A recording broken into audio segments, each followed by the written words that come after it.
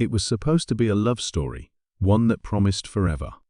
But love can be a dangerous thing when mixed with obsession, insecurity, and betrayal. On a quiet suburban street, in a home that once echoed with laughter, a gruesome crime would soon send shockwaves through the neighborhood. A husband, driven by suspicion and an all-consuming jealousy, would make a choice that could never be undone. A wife, caught in a tangled web of secrets, would pay the ultimate price. And a marriage, once built on trust, would crumble in the most violent way imaginable. Meet Daniel and Emily Carter, a couple that seemed to have it all. To outsiders, their life was picture-perfect. Daniel, a hard-working man who had built a successful career in finance, and Emily, a charming, beautiful woman who had dreams of her own. They lived in an elegant home, hosted dinner parties, and smiled for family photos. But behind closed doors, the cracks were starting to show. Daniel had always been the jealous type, but lately, something had changed. He had become more distant, more paranoid. The late-night phone calls, the unexplained absences, his mind raced with suspicions, each one more disturbing than the last. His love for Emily had turned into an obsession, and once that seed of doubt took root, it was only a matter of time before it consumed him. Emily, on the other hand, had grown restless. She felt trapped in a marriage that no longer made her happy, suffocated by Daniel's controlling nature. There was a time when she had adored him, but that time had passed. And when someone else entered her life, someone who made her feel alive again, she took a risk she thought she could keep hidden. She thought Daniel would never find out. But secrets don't stay buried forever. The moment Daniel stumbled upon a single, undeniable piece of evidence, something inside him snapped. And in that moment, love turned to rage, devotion to destruction. On the night of the crime, the Carter home was eerily silent. No screams, no sounds of struggle, just a single, chilling moment when everything changed. By the time the truth came to light, it was too late. Emily was gone, and Daniel was left standing over the unthinkable. But was this really a crime of passion, or had something even darker been brewing beneath the surface all along? What exactly happened that night? And how did a once loving husband reach his breaking point? As the shocking details unfold, one thing becomes clear: this was never just about love or betrayal. This was about something far more dangerous.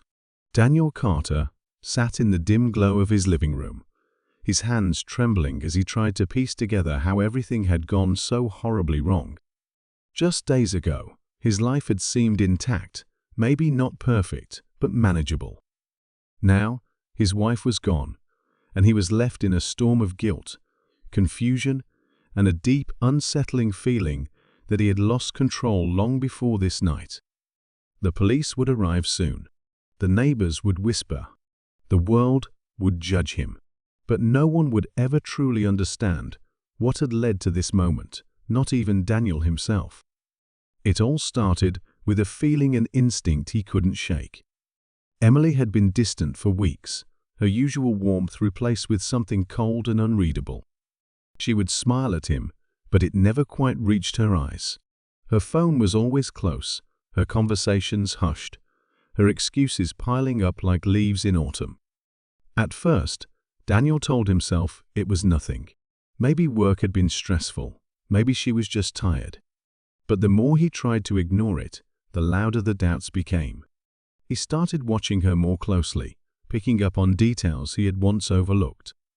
A perfume he didn't recognize. A dinner she claimed to have had with a friend, but left no traces of on her credit card. A text message she quickly deleted the moment she caught him looking. Every small inconsistency felt like a needle pressing into his skin, sharp and persistent. He wanted to trust her, but something in his gut told him he was being played for a fool. Emily, on the other hand, thought she was careful. She thought she had covered her tracks well enough, but there were cracks in her story, tiny, insignificant on their own. But together, they painted a picture of deception. It wasn't that she wanted to hurt Daniel, but she had grown tired of living in a house where every movement felt monitored, where every late arrival home was met with suspicion. She wanted something new, something that made her feel alive again. And she had found it in someone unexpected. No one knew his name yet, but Daniel had his suspicions. Was it someone from her yoga class? A co-worker she had mentioned in passing? Or was it someone even closer, someone he never would have suspected? The idea that it could be a friend, a neighbor, someone he had welcomed into their home, it made his stomach turn. The night before the tragedy, Daniel had done something he never thought he would do. He had followed her. He told himself it was just to put his mind at ease, to prove that he was being paranoid. But what he found was worse than anything he had imagined. He saw her with someone, laughing, touching, whispering in a way that confirmed every one of his darkest fears. His hands clenched into fists as he watched from the shadows, his heart pounding so loudly he thought it would betray him. He didn't confront her then. He couldn't. Instead, he drove home in silence, his mind racing with thoughts he didn't want to acknowledge. By the time Emily returned that night, Daniel had already made his decision. Or maybe the decision had been made for him the moment he saw her betray him.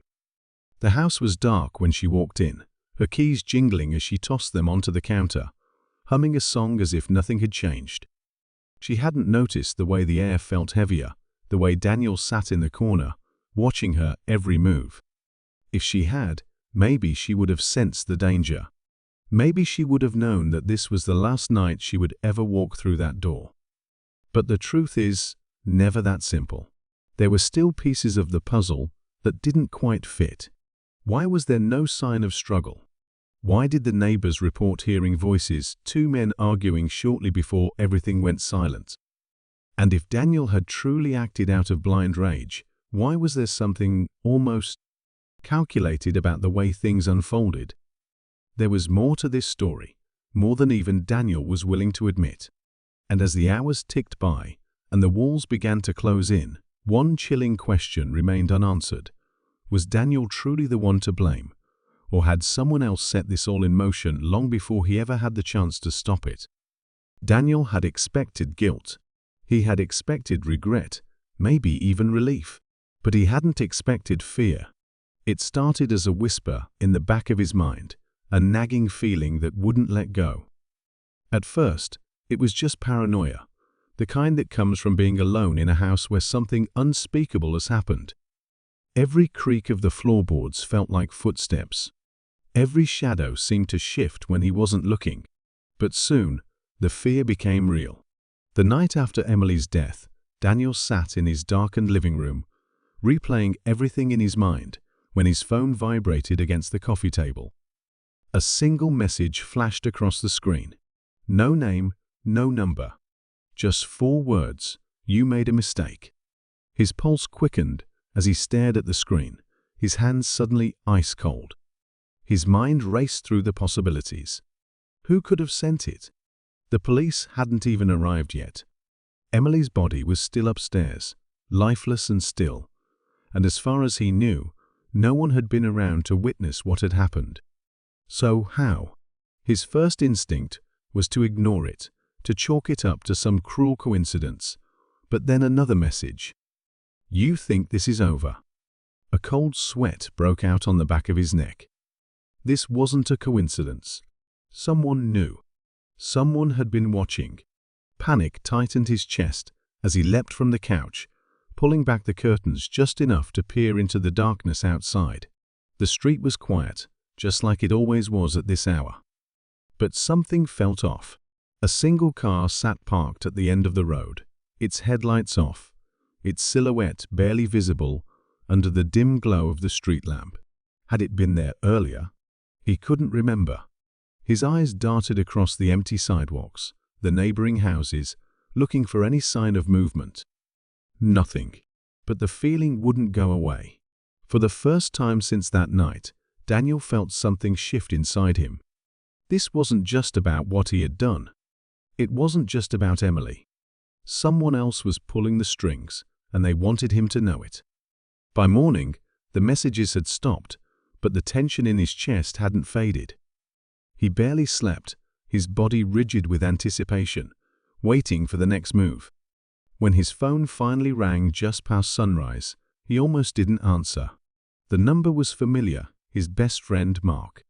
Daniel hesitated before pressing the call button. "Hey," Mark's voice was tight, uneasy. "Have you seen Adam?" Daniel frowned. "Adam? No, why?" "He's missing," Mark said. "No one's seen him since last night." Daniel's stomach dropped. Adam, one of his closest friends, someone who had been in his life for years. Someone who had been asking too many questions about Emily lately. His last conversation with him flashed through his mind. Adam had been pressing, pushing, saying things that made Daniel uncomfortable. "You sure there's nothing going on, man? You've been acting weird." At the time, Daniel had brushed it off. But now Adam was just gone. His hands tightened around the phone. This wasn't a coincidence. First, the messages, now this. Someone was closing in, and Daniel was running out of time to figure out who.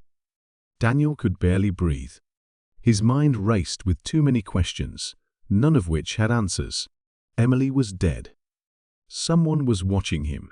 Adam was missing. And now, as he sat alone in the house where everything had gone wrong, his phone buzzed again. But this time, it wasn't another anonymous threat. It was Mark. Daniel hesitated before answering, his fingers slick with sweat as he brought the phone to his ear. "Mark?" His voice came out hoarse, dry. There was silence on the other end, just for a second too long. Then Mark finally spoke, his voice low and steady. "I need to see you." Something about the way he said it made Daniel's entire body tense. Now? Right now? Daniel didn't ask why. He just knew. He grabbed his keys and left the house without looking back, without checking his phone again, without allowing himself to think about the sickening feeling growing in his gut. The drive to Mark's house was a blur, the streetlights flashing in and out of focus as he tried to keep his hands from shaking against the wheel. When he finally arrived, Mark was already waiting outside, standing in the cold, his face unreadable. Daniel barely had time to open his mouth before Mark grabbed him by the arm and pulled him inside, shutting the door behind them. "Sit down," Mark ordered. "We don't have much time." Daniel sat, but his nerves were burning. What the hell is going on? Mark exhaled sharply, rubbing a hand over his face, looking more exhausted than Daniel had ever seen him. "I know what you did." The room went silent. Daniel felt the blood drain from his face. "What?" "I know about Emily." Mark's voice was steady, but there was something strange in his eyes, something Daniel couldn't place. "I know what happened that night, but I also know you didn't do it." Daniel's stomach twisted. This was a joke. It had to be. "Mark, don't play games with me." Mark leaned in closer, his voice dropping to a whisper. "You didn't kill Emily.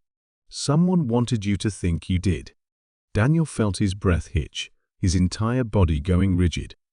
The memories of that night slammed into him like a tidal wave, the dim lighting, Emily's soft humming, the tension in his chest as he stood in the darkness, watching her, knowing what she had done. He remembered the rage, the overwhelming sense of betrayal. He remembered the way everything blurred together. And then, nothing. Mark pulled something from his pocket and placed it on the table between them. A flash drive. "What is this?" Daniel's voice cracked.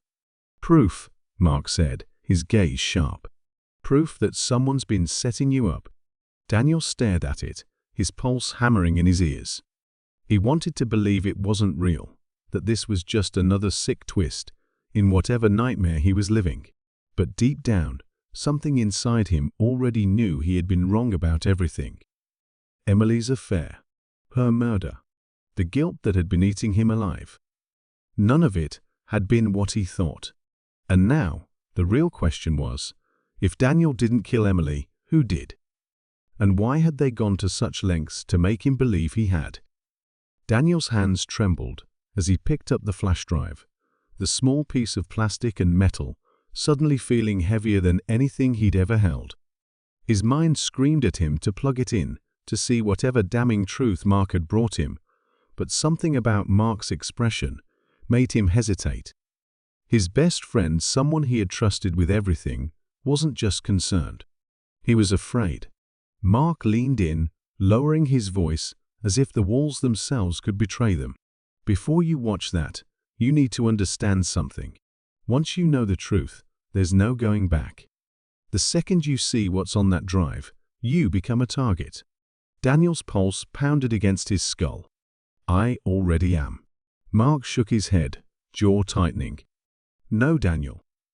Right now, you're just the scapegoat. But if you dig too deep, you become a problem. And people like this, they don't leave problems lying around.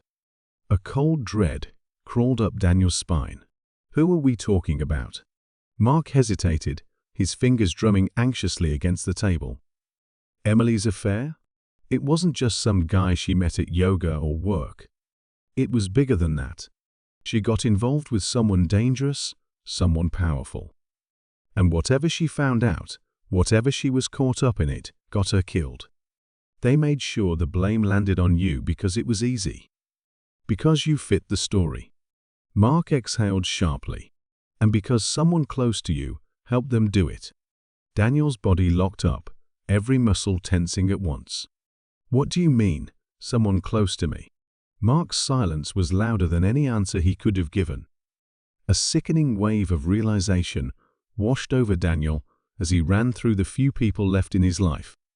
It had to be someone he trusted. Someone who knew him well enough to predict how he'd react.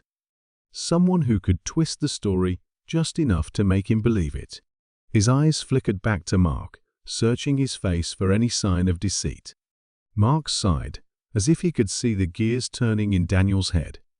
It's not me. Daniel wanted to believe him. But doubt had already taken root. Before he could say another word, his phone buzzed again. Another unknown number. Another message. But this one wasn't a threat. This time, it was a choice. You want to live? Walk away. You want the truth. Meet me at the old train yard. Midnight. Alone. Daniel felt his blood turn to ice. Mark saw the message over his shoulder, cursing under his breath. It's a trap. Daniel knew that. Every part of him screamed to ignore it, to take whatever was on that flash drive and disappear before it was too late. But he also knew something else. If he didn't go, if he let fear win, he'd never know the truth. And worse, he'd never be free. He had spent the last few days trapped in someone else's story. A man consumed by jealousy. A man who killed his wife in a fit of rage. But now, Daniel knew that was never his story at all. Someone had written that narrative for him, set him up as the villain in a crime he hadn't even committed. And if he wanted to rewrite the ending, he had to face whoever was holding the pen. Mark grabbed his wrist before he could respond. You don't have to do this. Daniel met his gaze, jaw tightening. Yes, I do. Because the only thing worse than dying for the truth was living with a lie. The train yard loomed ahead, its rusted metal skeleton barely visible under the flickering streetlights. The night air was thick with the scent of damp steel and decay, and every sound distant footsteps. The soft whistle of wind through abandoned railcars felt like a warning. Daniel's heart pounded in his chest as he stepped forward, his fingers clenched so tightly that his nails bit into his palms. He was here. He had made his choice. But the real question was, who was waiting for him? The message had said to come alone, and he had. At least, that's what he told Mark before slipping out the back door. He didn't know if his friend had listened. He didn't know if he was being watched even now. All he knew was that he was about to walk straight into something he couldn't escape. A figure stood near the old loading dock, their back turned, hood drawn low over their face. Daniel's pulse quickened as he approached, each step feeling heavier than the last. I'm here, he called, his voice steady despite the chaos inside him. Now tell me what the hell is going on. The figure exhaled slowly, then turned. The hood fell back, and Daniel's stomach dropped. Adam, his friend, the one who had been missing for days, the one whose absence had been the first real sign that something bigger was happening, stood before him, alive, unharmed, and looking straight into his eyes with a calm that sent chills down Daniel's spine. "You shouldn't have come," Adam said softly, shaking his head. Daniel felt a rush of anger, confusion, betrayal all at once. "You disappeared. Mark said no one could find you. And now you're just here?" His mind reeled. "Was it you? Did you set me up?" Adam sighed, stepping closer, his expression unreadable. "I didn't set you up, Daniel. But I didn't stop it either." Daniel's chest tightened. "What does that mean?" Adam hesitated, then glanced over his shoulder, scanning the shadows as if expecting someone to be listening. "It's bigger than Emily. It's bigger than you. You were just the easiest piece to move. Someone had to take the fall, and they chose you because they knew you'd believe it." His voice dropped lower. "Because they knew I could make you believe it." Daniel staggered back as if he'd been punched. His skin went cold, his breath coming faster. "You." He couldn't even say it. His mind refused to process it. Adam, his friend, his closest friend, had been involved all along. Adam's jaw tightened. "I didn't have a choice." Daniel lunged, grabbing Adam by the collar, shoving him against the cold steel of the railcar behind them. "Bullshit," he spat, his voice raw. "You let me think I killed her. You let me drown in that guilt, in that fear. You stood back and watched, while my life fell apart." His grip tightened. "Tell me why." Adam didn't fight back. He just swallowed hard, eyes flickering with something close to regret. "Because if I didn't, they would have killed me too." Daniel froze. The words cut through the rage, through the betrayal, through everything. Adam's voice was barely above a whisper. "They don't care about you, Daniel. They care about what Emily found out. She was in too deep. She knew things she wasn't supposed to know. And when they found out she was planning to run, they made sure she never got the chance." His eyes darkened. "But they needed someone to take the blame. Someone easy. Someone close." Daniel felt sick. "And you gave them me." Adam's throat worked as he swallowed. "It was never supposed to go this far. I thought if I kept quiet, if I let them frame you but didn't say anything, they'd let you live. They said you'd get arrested, but that was it. They swore they wouldn't hurt you." His hands clenched at his sides. "But then I got this." He reached into his pocket and pulled out his phone. A single message glowed on the screen. "Loose ends get tied up." Daniel barely registered the words before headlights flared to life in the distance. A car. Then another. Engines roared to life as two black SUVs rumbled forward, their beams cutting through the darkness, sealing off any escape. Daniel's blood ran cold. This wasn't a warning. It wasn't a threat. It was the endgame. Adam's voice was quiet, almost broken. "I think we're both dead, Daniel." And then the doors to the SUVs swung open.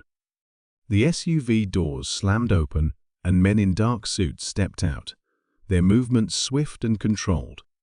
No hesitation, no wasted motion. These weren't hired thugs or some low-level enforcers. These were professionals, the kind of men who didn't leave loose ends. Adam was right. This wasn't a warning. This was an execution.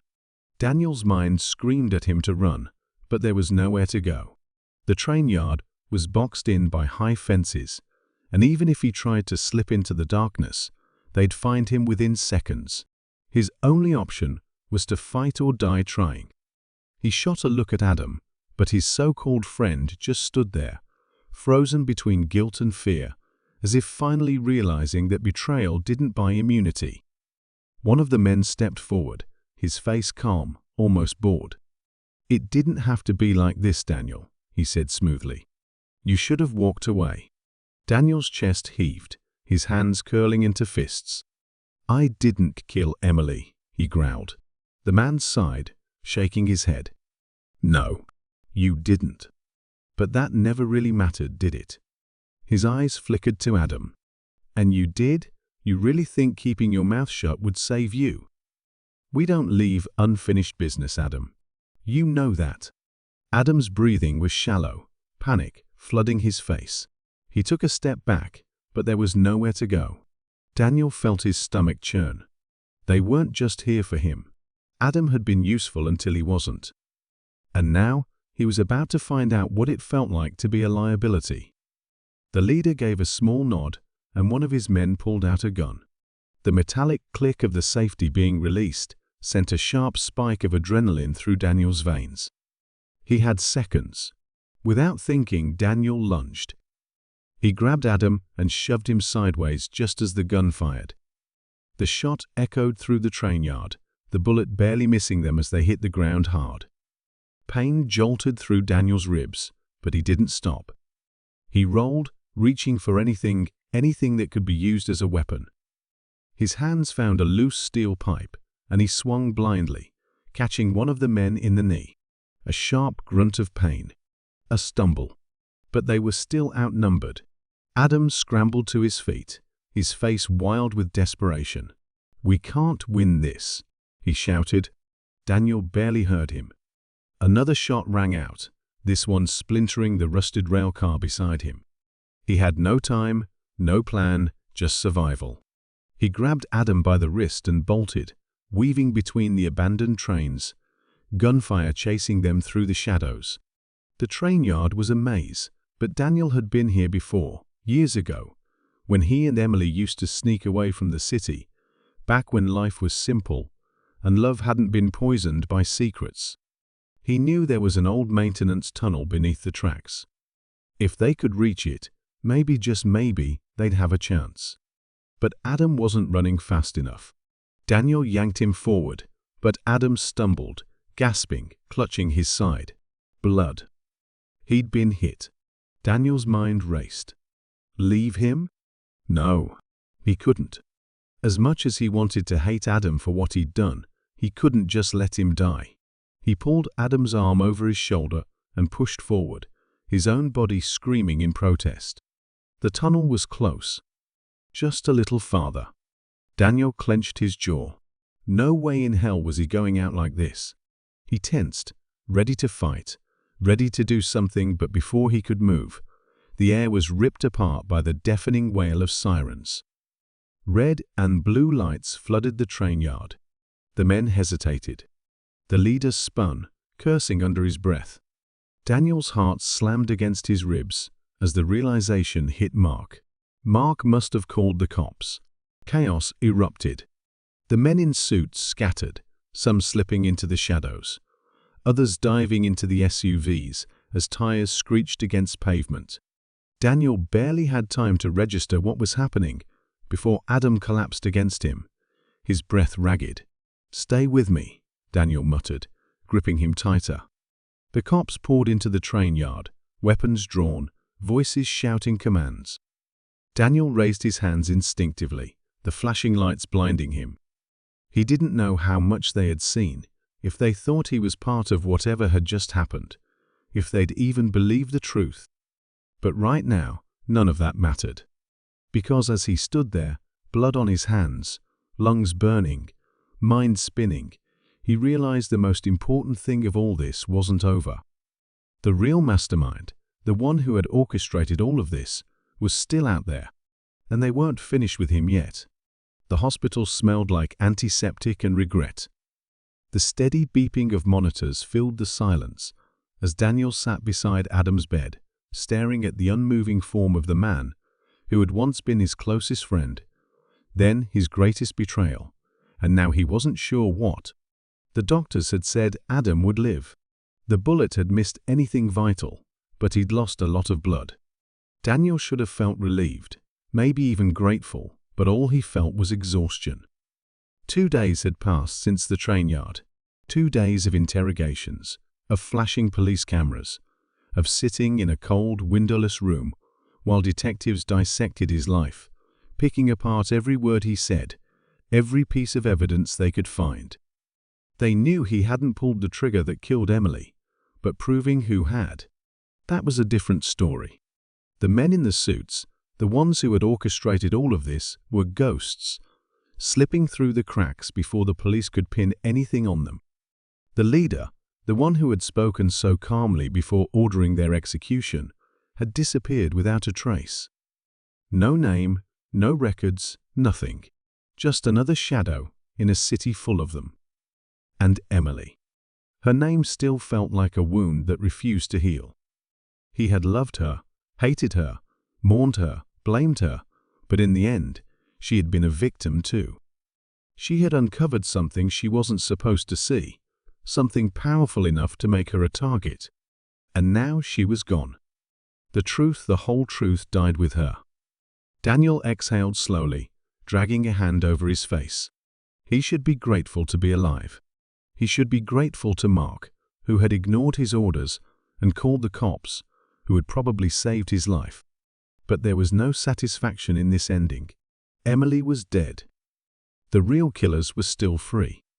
And Adam, who had stood by and let it all happen, was still breathing. The man in the bed groaned, his eyelids flickering open. Daniel didn't move, didn't speak, just watched as Adam's gaze slowly focused on him. For a long moment, neither of them said anything. Then Adam swallowed, his voice hoarse. "They won't stop." Daniel's jaw tightened. "I know." Adam turned his head slightly, staring at the ceiling as if searching for words that wouldn't come. "I didn't want this." His voice cracked. "I didn't want any of this." Daniel let out a dry, humorless laugh. "And yet, here we are." Silence settled between them, heavy with everything unspoken. There was no apology that could fix what had been done, no justification that could erase the choices Adam had made. But at the same time, Daniel couldn't shake the feeling that Adam had never really been in control. Just another pawn, just like Emily, just like him.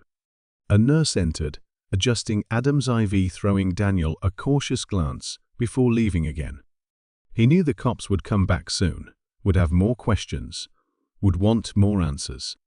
He knew his life wasn't safe anymore, that he was still a target, that there were still pieces missing. But for now, just for a moment, he let himself breathe. As he stood to leave, Adam spoke again, his voice barely above a whisper. "What are you gonna do now?" Daniel paused at the door, gripping the handle tightly.